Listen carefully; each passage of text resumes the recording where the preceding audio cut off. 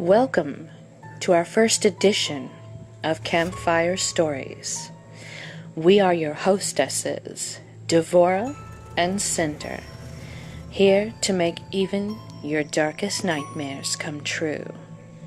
It seems Devora wasn't dug up in time. Tonight, gather with us by the fire as we tell you the first in our true stories, the one called Creepy Kyle. Sometimes you're the hero of your own story. Sometimes you're just a side character and only realize it at the end. Boys and girls, I present to you the ballad of Creepy Kyle. Kyle was kind of chubby, with a buzz cut that was thinning on top and a sad little attempt at a mustache on his lip. He was in his 40s or 50s and just looked like somebody's creepy uncle. The restaurant I worked in at the time was family-owned and rather small. Kyle didn't have enough money to order most food on the menu, so he'd order an iced tea or some other beverage and sit for hours at the same table. Seeing as the restaurant was so small, that meant you had to bus your own tables.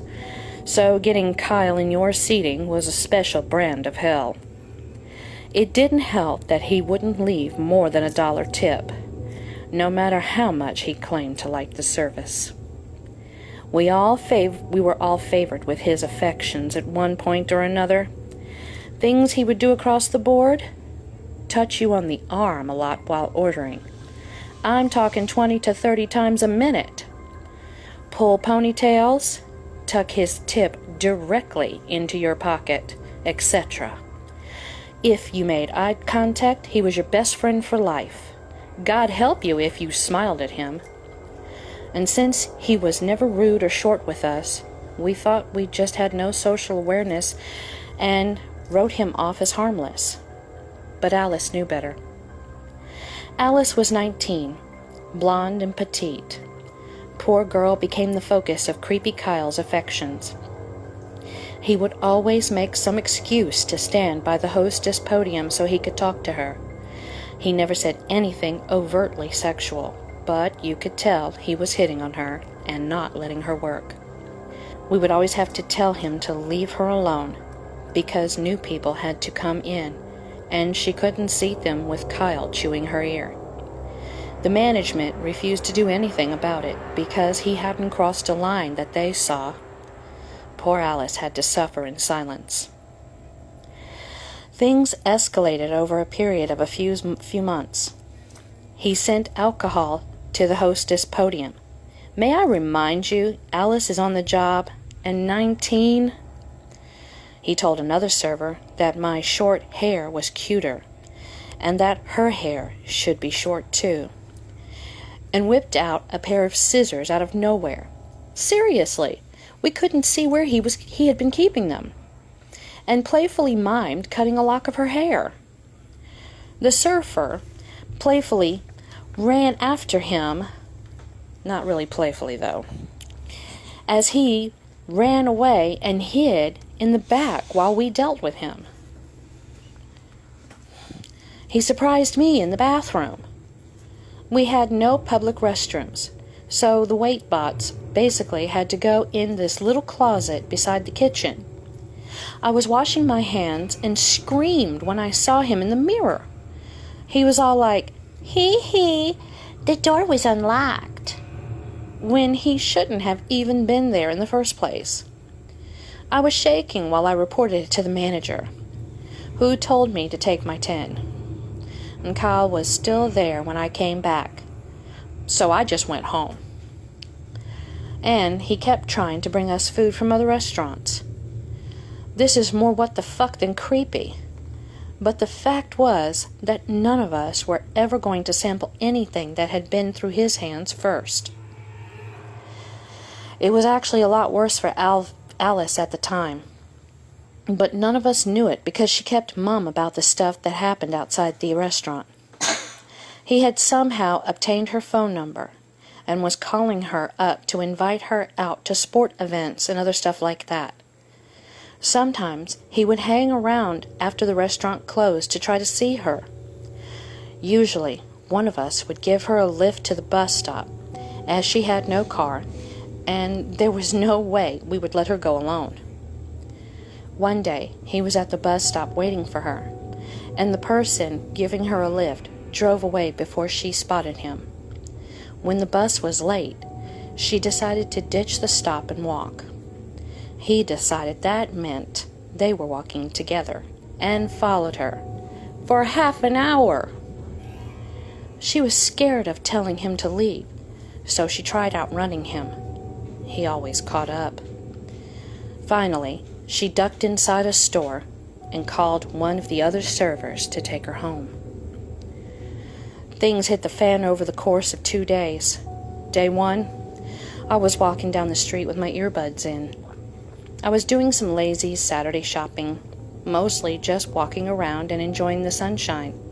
Someone honked at me. Kyle's been driving alongside me for God knows how long in a dirty orange pickup truck.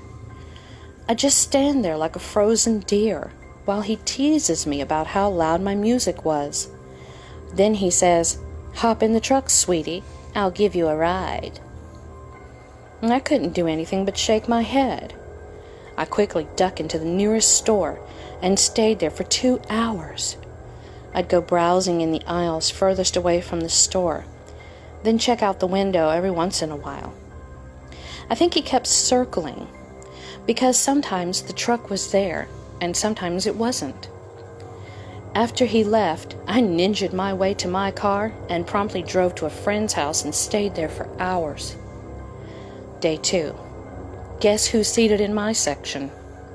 I hadn't had a chance to tell anyone about yesterday, so they saw no problem with pawning him off on me.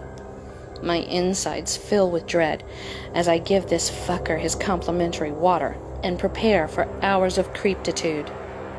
Instead, Kyle hands me this large envelope and tells me to give it to Alice.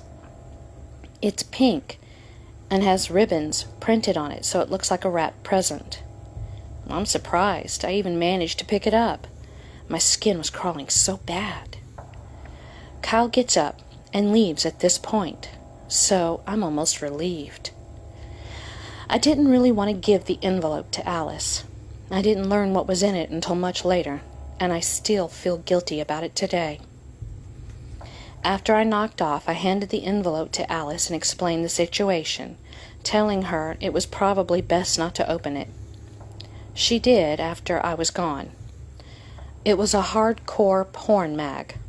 He had circled one of the model's face in Sharpie, writing that it looked just like her and she should come to his place for a photo shoot.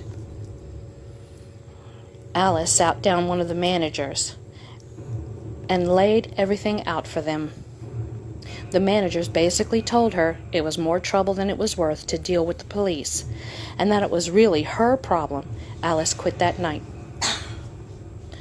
None of us heard from her after that, so I really hope she just pulled stakes and ran, and isn't just in Kyle's basement right now.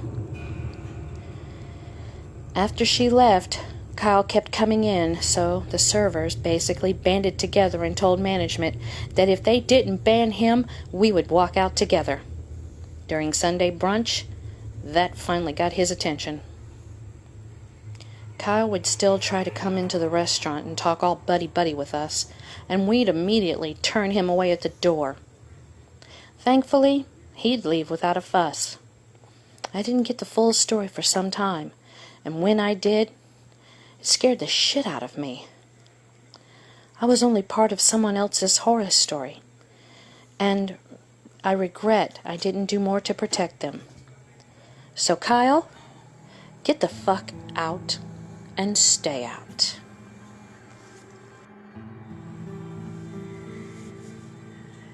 Story number 2. One time, I got a flat very late at night. So I pulled in to a gas station. I tried putting air in my tire, but the valve broke off as I tried, causing the tire to completely deflate. I was standing outside my car talking to AAA when a large, older black man approached me. He disregarded the fact that I was on the telephone and asked if I needed help.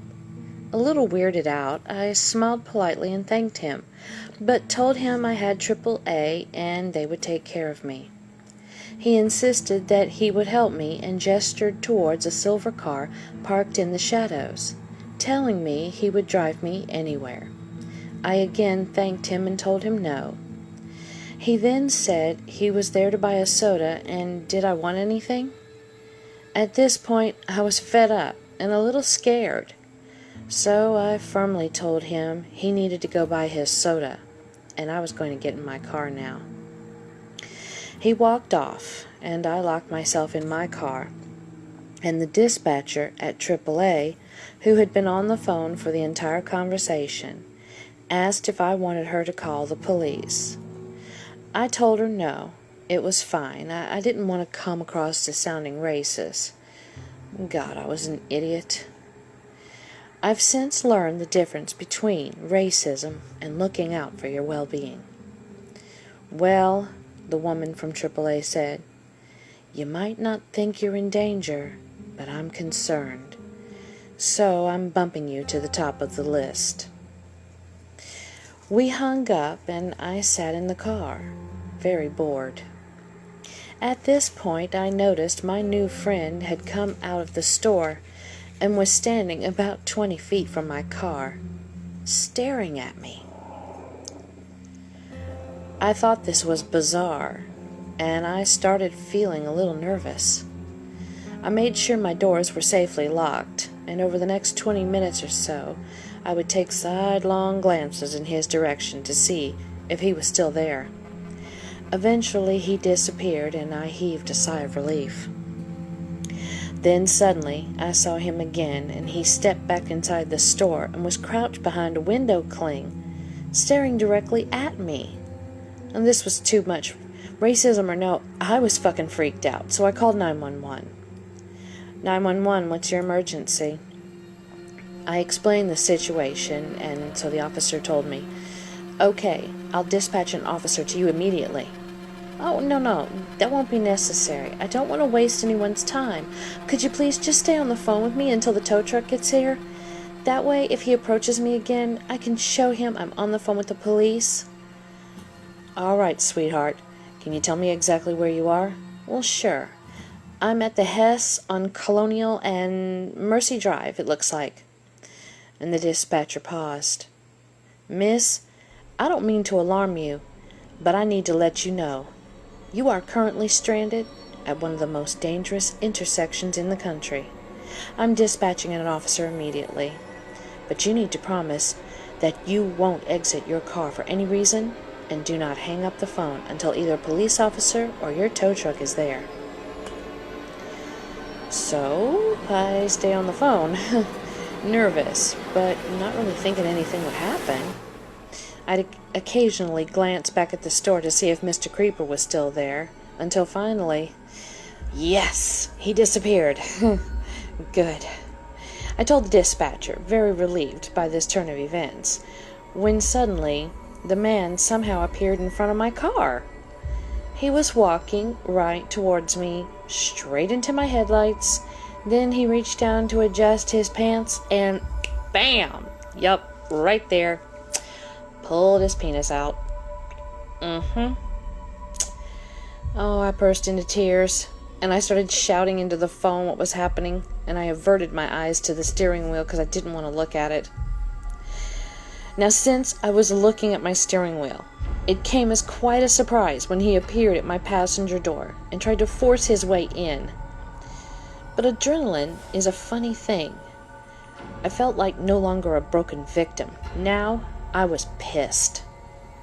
I started screaming all sorts of obscenities at him. I told him I was on the phone with the fucking police and that they were going to put his ass in jail. I called him a bastard, a son of a bitch, a cunt.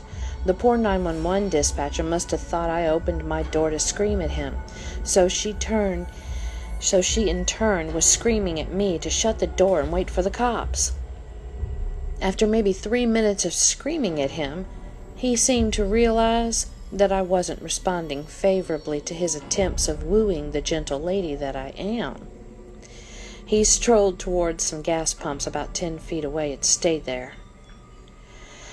Several minutes after that, the tow truck rolls in, and a gentleman got out of the truck and headed towards me. He noticed I wasn't getting out of my car to greet him, so he pointed to his... He got right up to my car door, and I shook my head, violently refusing to get out. I cracked the door open, and his face changed. He saw that I had tears running down my cheeks and mascara smeared under my eyes. I explained quickly what had happened, nodding towards the man calmly standing by the gas pumps. He had put his dick away at this point. I saw the tow truck driver's face harden. "Did that motherfucker hit you?" He thought the smeared mascara was, in fact, a set of black eyes. I shook my head no. "Lock your doors and tell the police to get their fucking asses here now. I'm gonna make sure this shithead doesn't leave." I watched him walk over to Mr. Creeper and held my breath, expecting fists to be thrown. Instead, I saw what looked like a very cordial conversation. I found out after that he decided to pleasantly ask directions to keep him there. Suddenly, we heard sirens. Mr. Creeper wildly looked in the direction of the sound, then directly at me, then glared at my knight in rusty armor. He realized he had been tricked. The police showed up, he was handcuffed, and I had to write the mother of all witness statements. They searched him, and it turns out he had a crack pipe on him, and that he was under the influence of cocaine. So yeah, that's my story. It wasn't pleasant, but I'm glad it happened to me, and I was able to get him arrested. I shudder to think what would have happened if some other poor girl, if he had gone free that night.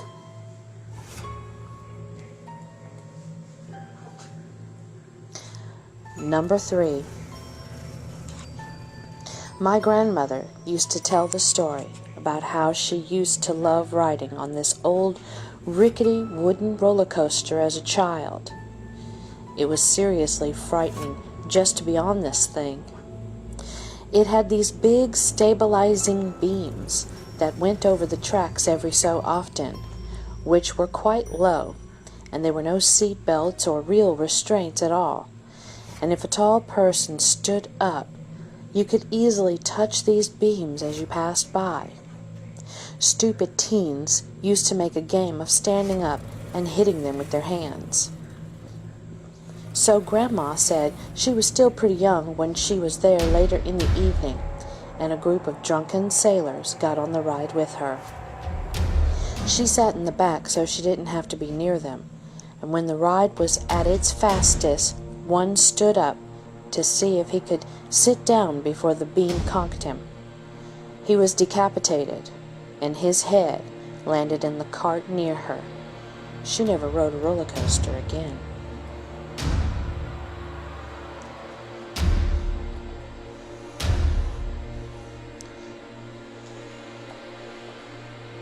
Number 4. My Aunt Debbie was a teenager when she was planning to move and was getting really excited. Her best friend Deb was almost as excited as my aunt, telling her, "I'm going to see this new house just as soon as I can." Unfortunately, Deb missed her chance because she died in a car accident just a day or two before the move. My Aunt Debbie was devastated, and to make matters worse, her friend's freshly buried body was brought up by the floodwaters that moved through in '72. My aunt was home alone, sitting and thinking about all the terrible things that had been happening lately. Although the new house wasn't affected by the flooding, they still hadn't recovered Deb's body. She heard a knock on the door, and she got up and opened it, and she couldn't believe her eyes. There was Deb, looking at my aunt. At first, my aunt was ecstatic to see her friend, but then the realization set in that her friend was dead.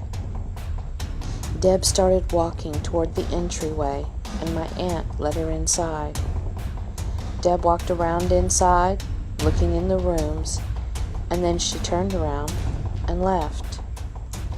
My aunt was stunned, and she wasn't able to say if it was Deb in her own body or an apparition. And in a weird way, it gave her comfort to see her friend one last time. But that isn't all. In the late 70s, Debbie was a mom to a 3-year-old daughter. They were home alone decorating the Christmas tree, and Debbie got a call. She left the room for a moment to answer it, and it couldn't have taken her more than a minute. She came back into the living room and noticed that the star was on top of the tree.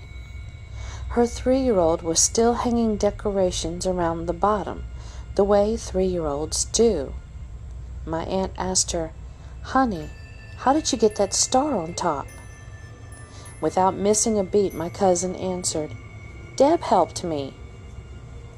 My aunt was convinced that Deb had come back to meet her little girl and do something that would prove she had been there. As in afterwards, when my aunt was dying from cancer in 1993, she told these stories to my mom, her sister-in-law, and asked if my mother would like a visit after she was gone. Of course, my mother said, "Debbie, I love you so much, but when you're dead, please don't come back to visit me." True story number 5. My brother once lived in a flat in downtown Mount Clemens, Missouri. The Clem was known to be a hot spot for baths back in the Depression era and was booming with activity. Nowadays, it has some run-down parts, and this is where my brother rented his flat. It was a giant old raggedy house which was now separated into multiple old apartments. Anyways, long story short, he always admitted to odd experiences, cupboard doors opening up, things missing, but one peculiar oddity was that he was always missing underwear from his drawer. He admitted that he thought his house was haunted and that the ghost had a crush on him.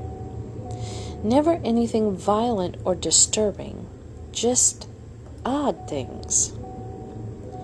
Later on, he starts dating his future ex-wife, and she starts coming around, and he notices that the oddities begin to increase and that new ones begin to occur. His girlfriend would always find her shoes, which were left on a mat inside the apartment, outside the door on the patio in the morning. She would always comment to my brother to stop putting her shoes outside.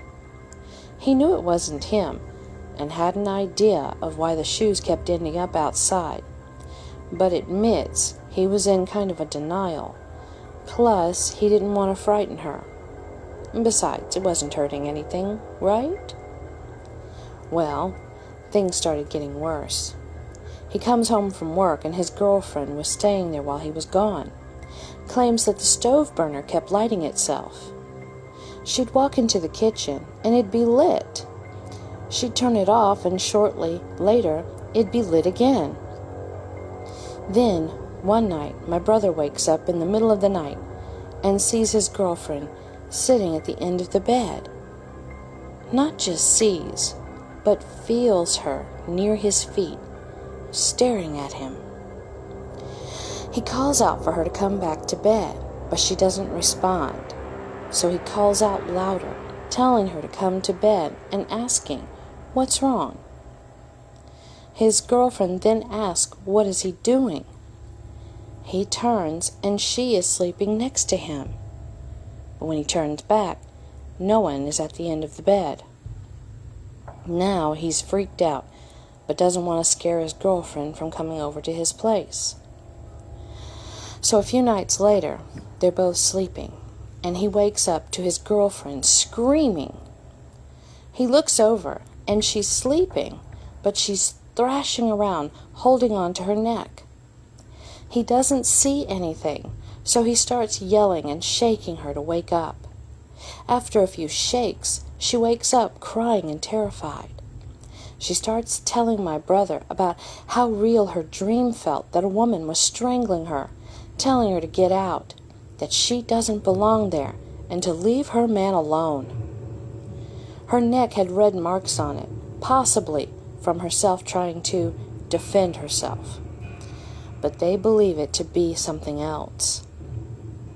My brother then comes clean with her, and that they decide to do some research and find out that the address that they live in was an old brothel back in the day that the rich bathers used to stay in.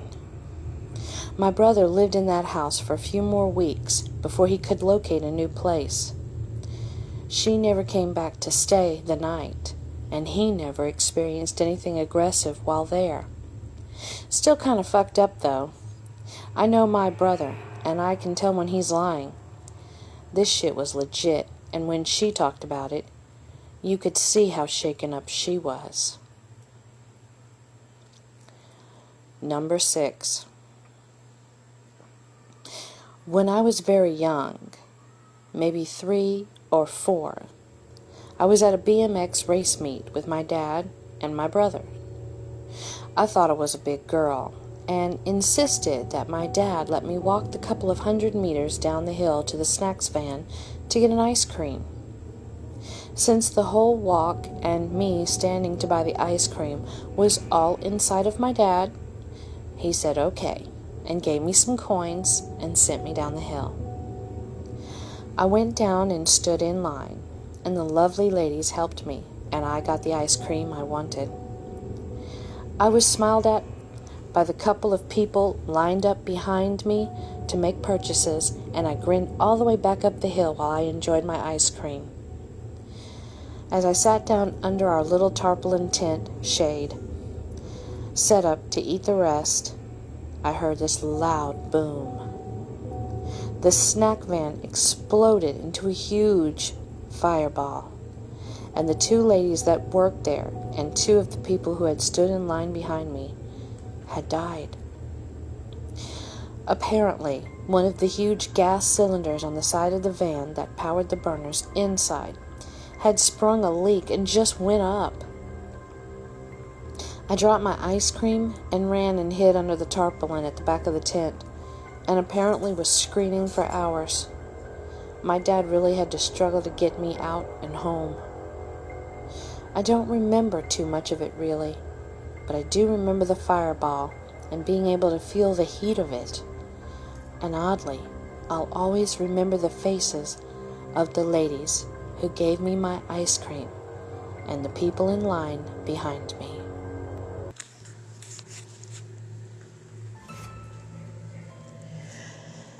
Thank you very much for listening, friends. We hope you enjoyed this little visit with us. And if you did, please subscribe, like, and come back next time.